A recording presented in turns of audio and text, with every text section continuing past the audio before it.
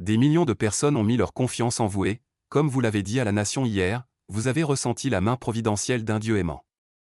Au nom de notre Dieu, je vous demande d'avoir pitié des gens de notre pays. Imaginez voler à l'autre bout du monde pour pleurer et, d'une manière ou d'une autre, tout tourner autour de vous. C'est ça, Donald Trump a réussi à transformer les funérailles du pape en un spectacle personnel digne de la WWE SmackDown. Un instant, tout le monde rend hommage, et l'instant d'après, Trump fait une scène plus grande que le Vatican lui-même parce que quelqu'un a osé le confronter en face. Si vous pensiez que les cérémonies solennelles pouvaient l'humilier, détrompez-vous. Asseyez-vous, car cette crise a tout, de l'indignation, des regards gênés et assez de malaise pour alimenter un petit pays. Croyez-moi, vous ne voulez pas manquer ce beau désastre se dérouler. Et la majorité des immigrants ne sont pas des criminels, ils paient des impôts et sont de bons voisins. Ce sont des membres fidèles de nos églises, mosquées, synagogues, temples. Avant de continuer, cliquez sur j'aime et abonnez-vous, car vous savez que vous ne voulez pas rater ces points. Il faut un type spécial pour transformer les funérailles du pape, l'un des événements les plus sacrés de la planète, en une occasion de humiliation personnelle. Mais laissez-le à Donald Trump, l'homme qui souffre le plus de ce que l'on appelle le syndrome du personnage principal, pour accomplir ce que beaucoup pensaient impossible. Dans un moment destiné à la réflexion, au deuil et à l'unité, Trump a réussi à le transformer en un spectacle mondial en se faisant traîner publiquement, non pas une, mais plusieurs fois, directement devant son visage orange. Alors que la plupart des gens se sont rendus pour rendre hommage, Trump semblait penser qu'il assistait à un autre meeting de campagne, habillé comme s'il passait une audition pour le rôle d'un méchant de troisième ordre dans un film de James Bond. Il est resté là, se vautrant dans l'éclat imaginaire de l'adulation, jusqu'à ce que la réalité le frappe plus fort qu'une rafale de vent frappant un de ses coups de golf teinté. Il y a des enfants gays, lesbiennes et transgenres dans les familles démocrates, républicaines et indépendantes, certains craignant pour leur vie. Et les gens qui cueillent nos récoltes, nettoient nos bureaux, travaillent dans les fermes avicoles et les abattoirs, qui lavent la vaisselle après que nous avons mangé dans les restaurants et qui font les quarts de nuit à l'hôpital, ils ne sont peut-être pas citoyens. Les gens peuvent parfois ne pas être citoyens, mais ils sont humains. Que Dieu nous accorde la force et le courage d'honorer la dignité de chaque être humain, de nous dire la vérité les uns aux autres dans l'amour et de marcher humblement les uns avec les autres et avec notre Dieu. Ce n'était pas juste une attaque aléatoire, non. Un des cardinaux, un vrai leader religieux respecté, pas un pasteur à la télévision avec une addiction au jet privé, s'est tenu à la chair et a commencé à anéantir l'existence de Trump sous le couvert d'un sermon doux et sacré. C'était de la poésie, c'était une intervention divine, c'était comme si Dieu lui-même tapait le cardinal sur l'épaule en disant « Oh oui, ne laissons pas passer ça. Je vous demande, Monsieur le Président, d'avoir pitié de ceux dans nos communautés dont les enfants craignent que leurs parents ne soient emmenés, et que vous aidiez ceux qui fuient les zones de guerre et la persécution dans leur pays à trouver compassion et accueil ici. Notre Dieu nous enseigne que nous devons être miséricordieux.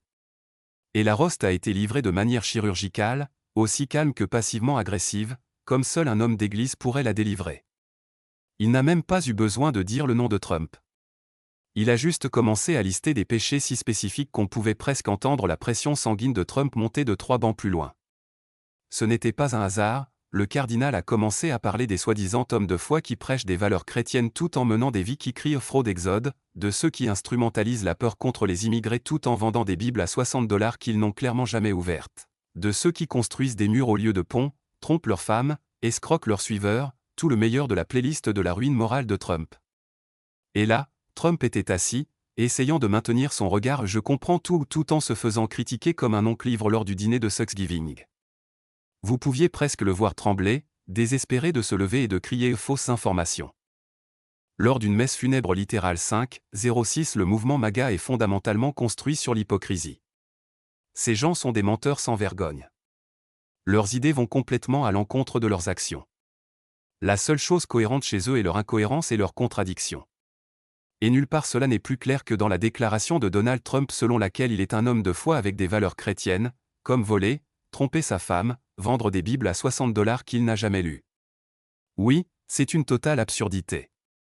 Pour mettre cela en contexte, ce n'était pas la première fois que des dirigeants religieux décidaient que peut-être, juste peut-être, laisser un veau d'or avec un compte Twitter diriger les croyants n'était pas la meilleure idée. Quelques jours avant, un autre évêque était devenu viral en suppliant Trump de trouver de la compassion pour les immigrants, pour les marginalisés, pour toute personne qui ne s'appelle pas Donald J. Trump. Spoiler, le message est probablement allé se loger dans la tête de Trump, a rebondi un peu, et s'est retrouvé classé sous non-sens des perdants. Mais revenons à l'enterrement. Comme si la première intervention du cardinal n'était pas suffisante, il a insisté. Il a fait référence à la mission de toute une vie du pape François pour défendre les réfugiés et les pauvres, en la contrastant directement avec la peur qu'incite Trump, son obsession des murs et ses politiques alimentées par des colères qui traitent la dignité humaine comme une option, comme des sièges chauffants dans une voiture de location bon marché. À ce stade, même les statues regardaient Trump d'un air de côté. Les anges de Marvel semblaient essayer de ne pas rire. La foule, télévisée à l'échelle mondiale et solennelle, a collectivement ressenti une gêne secondaire si forte qu'elle aurait pu alimenter l'électricité de la Cité du Vatican pendant un mois. Ses gestes et exhortations en faveur des réfugiés et des personnes déplacées sont innombrables. Son insistance à travailler pour les pauvres était constante. Il est significatif que le premier voyage du pape François ait été à Lampedusa. Et si vous pensez que Trump est resté là tranquillement, bouillonnant, vous n'avez clairement pas suivi les événements. Des rapports ont dit qu'il bouillonnait visiblement, la mâchoire serrée si fort qu'elle aurait pu briser des diamants, les mains tremblant comme s'il avait envie de Twitter en direct tout le funérail. La rumeur veut qu'au fond de sa veste, un téléphone vibrait, prêt à envoyer une menace de 47 tweets sur le fait que la véritable victime était lui, parce qu'il faut être honnête, Trump traite la critique comme un chat traite une baignoire, bruyamment, paniqué et garanti de provoquer un gâchis. Le meilleur, c'est que le cardinal n'avait même pas fini. Il a insisté, mentionnant comment le pape François avait inlassablement travaillé pour bâtir des ponts entre les gens, appelés à la paix et à la raison, vous savez, ces concepts bizarres et démodés que Trump considère comme de la propagande socialiste. Le cardinal a même fait référence aux voyages historiques du pape François dans les coins les plus dangereux du monde pour le dialogue et la guérison, et non pour des photos Instagram, contrairement à quelqu'un que nous connaissons, dont l'idée de diplomatie internationale était d'envahir des sommets comme un invité non invité à un mariage et de demander tout le gâteau. Athènes, ainsi que la célébration d'une messe à la frontière entre le Mexique et les États-Unis pendant son voyage au Mexique, lors de ses 47 voyages apostoliques. Celui de 2021, défiant tous les risques, restera particulièrement marquant. Mais voyez, cela devient encore mieux. Alors que le cardinal parlait d'unité, de compassion et d'humilité, il est devenu si clairement ridicule que tout ce pourquoi le pape François se battait était fondamentalement l'antithèse de Trump. L'un essayait de guérir un monde brisé, l'autre essayait de vendre des NFT de lui-même en super-héros pour 990$ pièce. L'un parlait de miséricorde pour les marginalisés, l'autre se vantait de construire un mur plus haut que ses propres illusions.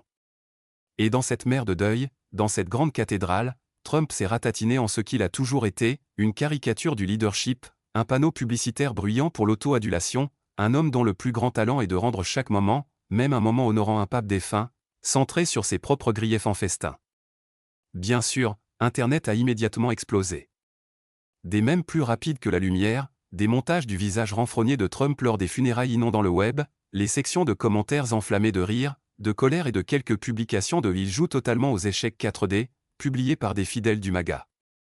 Et que fit Trump après les funérailles? Eh bien, si l'histoire est un guide, il s'est probablement retiré dans son hôtel, a crié dans un chez-eux-burgère et dicté une diatribe en majuscule blâmant le pape pour de mauvaises audiences télévisées et insistant sur le fait que s'il lui avait été pape, l'enterrement aurait eu plus de drapeaux, plus de feux d'artifice et au moins un chant enfermé les tous pour symboliser la tragédie de l'immigration avec des milliers de personnes se noyant.